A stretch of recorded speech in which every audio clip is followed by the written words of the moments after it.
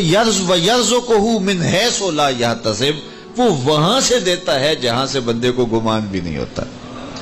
تو توکل اللہ پر قائم کیجئے گا، کاروبار ضرور کیجئے گا۔ توکل یہ ہے کہ آپ وہ کام ضرور کریں لیکن کہیں کہ یہ میرے کام کا نتیجہ نہیں مجھے مل رہا، یہ میرے اللہ کا فضل مجھے مل رہا ہے، تو پھر دیکھنا کہ اللہ تعالیٰ کیسے راستے کھولتا ہے۔ تو جب انسان اللہ کے فضل پر توکل قائم کر لیتا ہے تو پھر کام کاج ضرور کرتا ہے لیکن اس کی زندگی کی جو ٹینشن ہے وہ ختم ہو جاتی ہے۔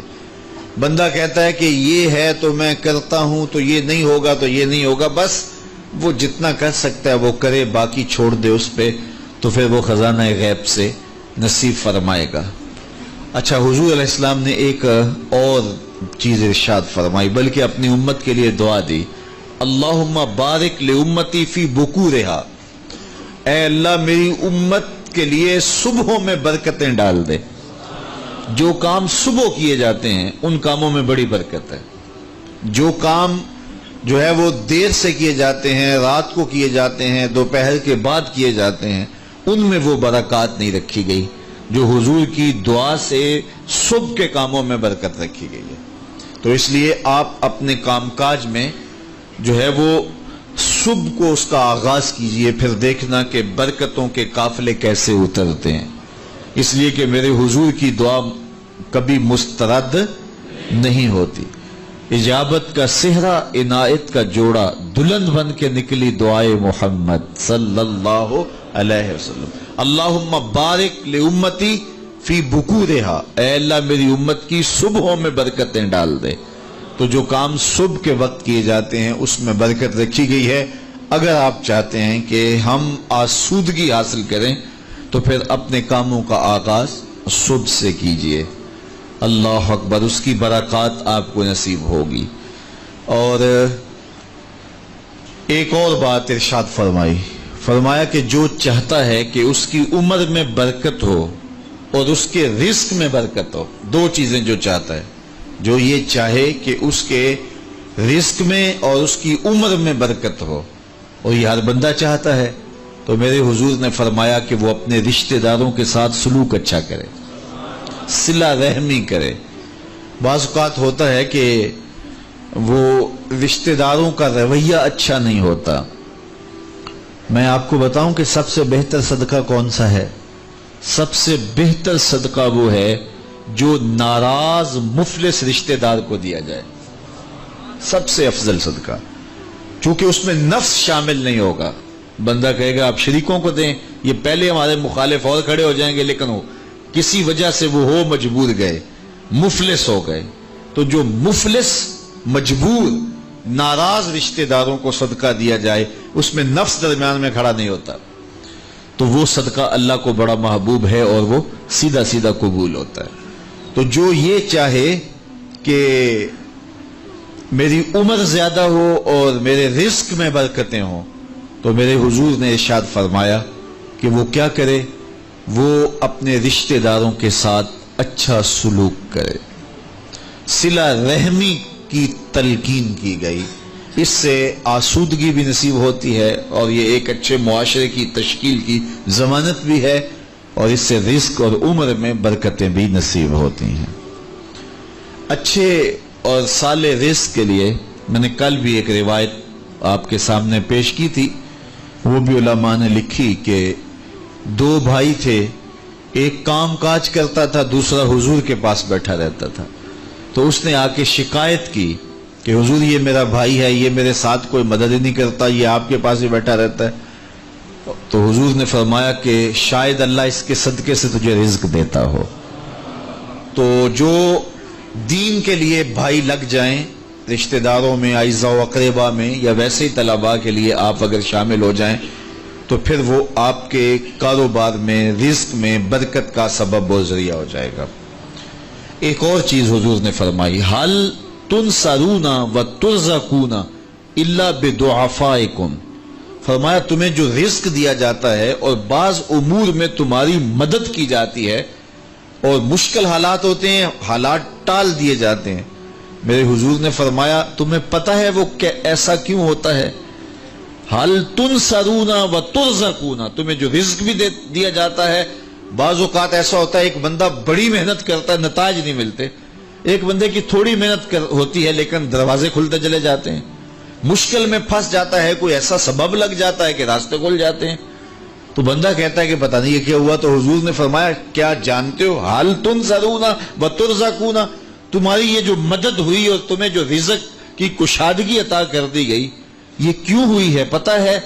الا بدعفائکم، کہا تم معاشرے کے جن کمزور لوگوں کی مدد کی ہے یہ ان کی دعاؤں کا نتیجہ ہے. اپاہج، کمزور، لاچار، اراملہ، یتامہ، مساکین. یار جب کوئی شخص کسی یتیم کی مدد کرتا ہے اور ان کے گھر میں چولہا جلتا ہے تو عرش کا رب کتنا راضی ہوتا ہے. جب کوئی دکھیے کے کام آتا ہے اور اس کی اعانت کرتا ہے تو پھر وہ راضی ہو جاتے ہیں. غریب پھنسے ہوئے ماں باپ، گھر بیٹی جوان ہو رہی ہے اور بڑھاپے کی طرف اس کا رخ ہو رہا ہے اور ان کے پاس ہمت نہیں ہے کہ ان بیٹی کو اٹھا سکیں، تو کوئی صاحب ثروت چپکے میں جا کے ان کی مدد کر دیتا ہے کہ تیری بیٹی میری بیٹی ہے اور اس کو تو نے گھر کی دہلیز سے اٹھانا ہے. تو پھر وہ ایک دم خوش ہو جاتا ہے اور آسودہ ہو کے اس کا انتظام کرتا ہے اس کی شادی کا. تو کوئی جانتا ہے کہ اس بوڑھے ماں باپ کے دل سے کتنی دعائیں نکلتی ہیں اور اس جو ہے وہ بیٹی کے دل سے کتنی تمنائیں اور کتنی جو ہے وہ نیک جذبات ان اشخاص کے لیے ہوتے ہیں جو ان کی مدد کے لیے کھڑے ہوئے. تو کوئی اس کا وزن ہے؟ کوئی وزن نہیں کر سکتا کہ اللہ تعالیٰ اس کی برکت کتنی عطا کرتا ہے. تو میرے حضور نے ارشاد فرمایا تمہیں جو رزق دیا جاتا ہے، مصائب سے تمہیں بچا لیا جاتا ہے، آتی آتی تکلیف ٹل جاتی ہے، تمہاری نصرت دشمن کے مقابلے میں ہوتی ہے، حاسدین کے مقابلے میں تم کھڑے ہو جاتے ہو. فرمایا تمہیں پتہ ہے یہ تمہیں کیوں ایسا ہوتا ہے؟ فرمایا الا بدعفائکم، جو تمہارے معاشرے کے کمزور لوگ ہیں جن کی تم نے مدد کی، فرمایا یہ ان کی دعاؤں کا نتیجہ ہوتا ہے.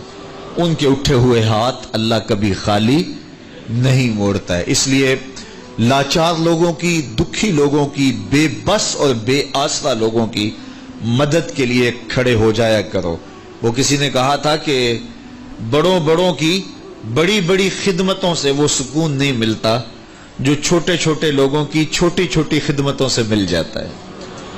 بڑوں کی بڑی خدمتیں بھی کریں تو وہ راضی نہیں ہوتے، لیکن چھوٹوں کی چھوٹی چھوٹی خدمتیں، یار غریب کو تو پیار سے کھڑا کر کے اس کے پشت پہ شفقت کا ہاتھ پھیر دیں تو وہ سارا دن خوشی سے گزار دیتا ہے کہ آج جو ہے وہ فلاں صاحب نے مجھے تکریم دی ہے، مجھے عزت دی ہے. تو میرے حضور نے فرمایا کہ تمہاری جو مدد ہوتی ہے اور رزق دیا جاتا ہے یہ تمہارے کمزوروں کی وجہ سے اللہ تعالیٰ تمہارے اوپر کرم فرماتا ہے. اچھا، ایک اور ذریعہ رزق کے اضافے کا حضرت عبداللہ ابن مسعود رضی اللہ تعالی عنہ کی مرویات سے. یہ حضرت عبداللہ ابن مسعود جلیل القدر صحابی ہیں. ان کے ہاں بیٹیاں ہی بیٹیاں تھیں. اچھا، جب ان کا آخری وقت آیا اور یہ بڑے سخت بیمار ہو گئے تو نزع کی سی کیفیت طاری ہو گئی تو حضرت عثمان غنی رضی اللہ تعالیٰ عنہ ان کا حال پوچھنے آئے. تو جب حال پوچھا، بیٹھے، گفتگو ہوئی، واپس چلنے لگے تو حضرت عثمان غنی نے اشرفیوں کی 2 تھیلیاں نکال کے حضرت عبداللہ ابن مسعود کو پیش کی. تو انہوں نے کہا کہ مجھے تو اس کی ضرورت نہیں ہے، میں تو اس دنیا سے جا رہا ہوں، تو یہ مجھے کیوں دے رہے ہیں؟ تو حضرت عثمان نے کہا کہ یہ آپ کی بیٹیوں کے لیے، چونکہ آپ کی بیٹیاں ہی بیٹیاں ہیں تو یہ میں ان کے لیے پیش کر رہا ہوں. آپ کو تو واقعی ضرورت نہیں، دنیا سے جا رہے ہیں، تو یہ ان کے لیے ہے.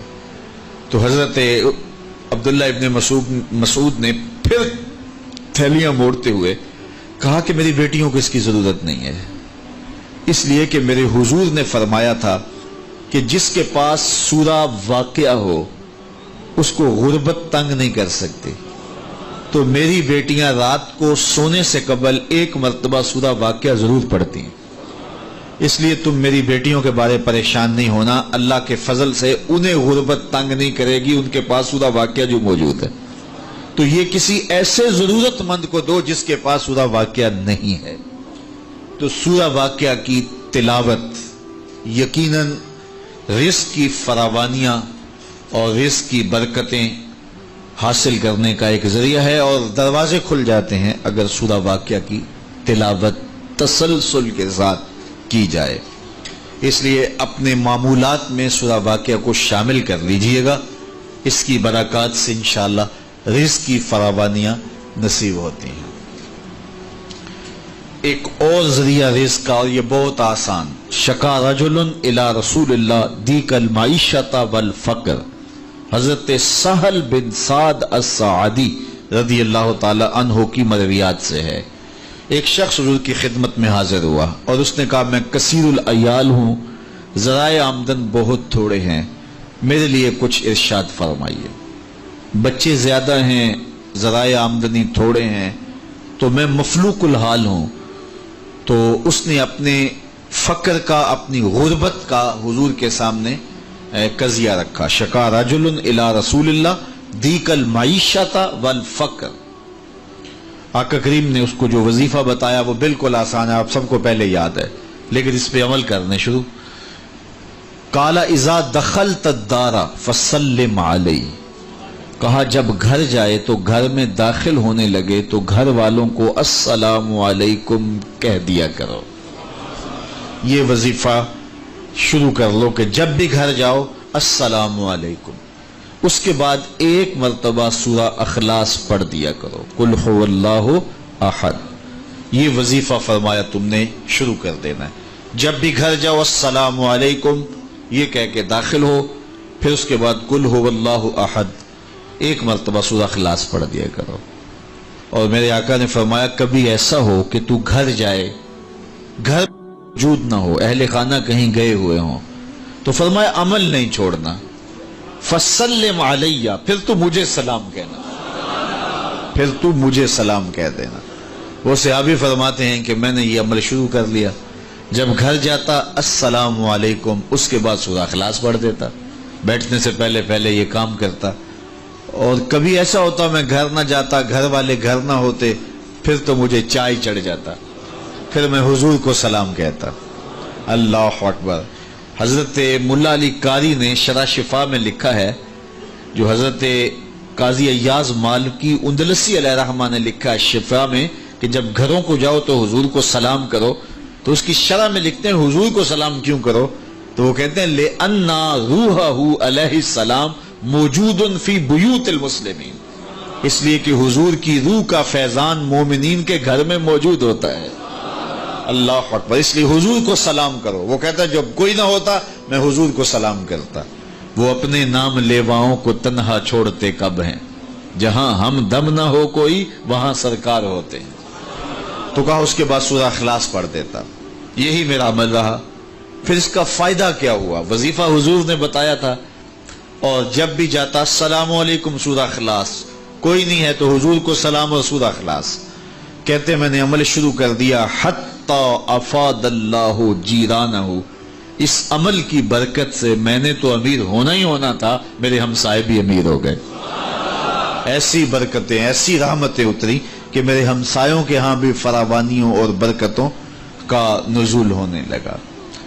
اسی طرح رزق کی فراوانی کا ایک اور ذریعہ ہے، اور وہ یہ انفاق فی سبیل اللہ۔ جب اللہ کی راہ میں آپ خرچ کریں گے تو پھر اس سے رزق بڑھتا ہے، جبکہ ہماری عقل و خرد کے فیصلے یہ ہیں کہ مال میں سے کچھ نکالا جائے، تو ہمارا ریاضی اور حساب یہی کہتا ہے کہ کچھ کم ہوتا ہے، ہمارے کیلکولیٹر کا نتیجہ بھی یہی ہے، ہمارا اکاؤنٹنٹ بھی یہی کہتا ہے کہ اتنے نکال دو گے تو باقی اتنے بچیں گے۔